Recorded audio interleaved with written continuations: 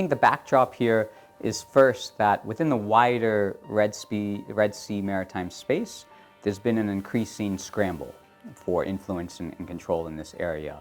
And that's accelerated over the past decade.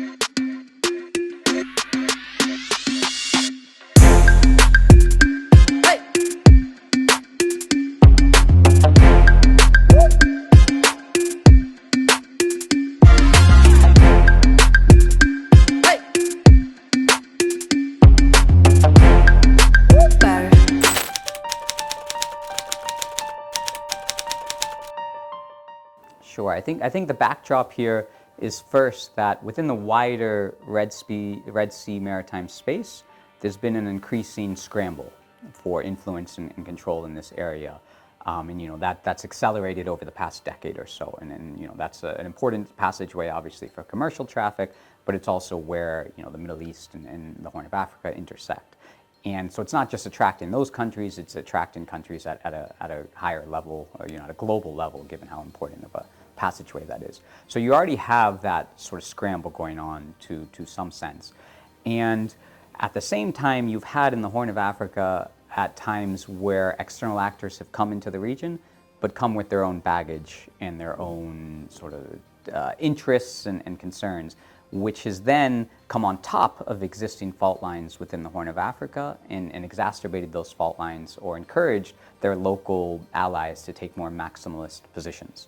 And so I think we've seen that before. I mean, you can go back to the Cold War dynamics. You can go back just a couple years ago to the Gulf Cooperation Council dynamics. And so the risk, I think, here is with this current MoU is that we see kind of blocks forming along these lines already, either those that are supporting one side or the other, and these actors that are getting involved in the space. Now, again, there's already this interest to get involved in this maritime space from a range of countries, and this can provide an additional entry point into it. Because the local, countries here, Ethiopia, and Somalia, are also looking for external support to further, their aims here. And so I think the problem, though, that comes is once you get a lot of external actors involved in the picture, it becomes much more complicated locally. It encourages local actors to take more maximalist positions, and it becomes difficult later on to disentangle because you have a whole nother range of interest and involvement of some of these outside powers.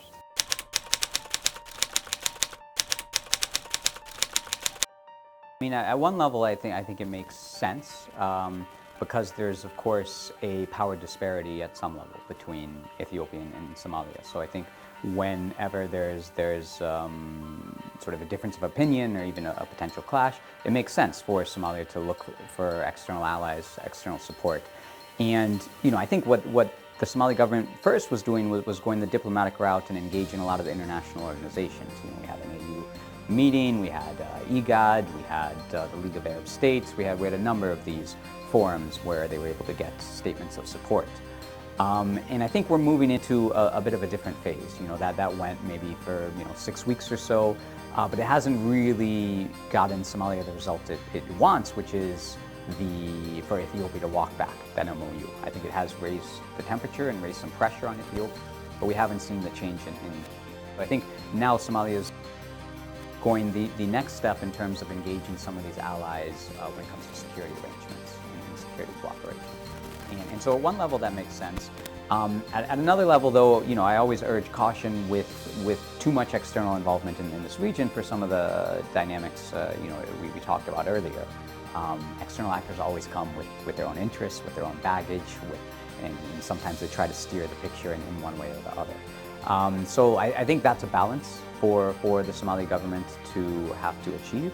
Of course, all of this I think they're trying to do is to put pressure on Ethiopia to basically maybe take a pause, think about this, and walk back. And the hope is that if you ratchet up that pressure enough, then you do at least get to a discussion to figure out a better way going forward.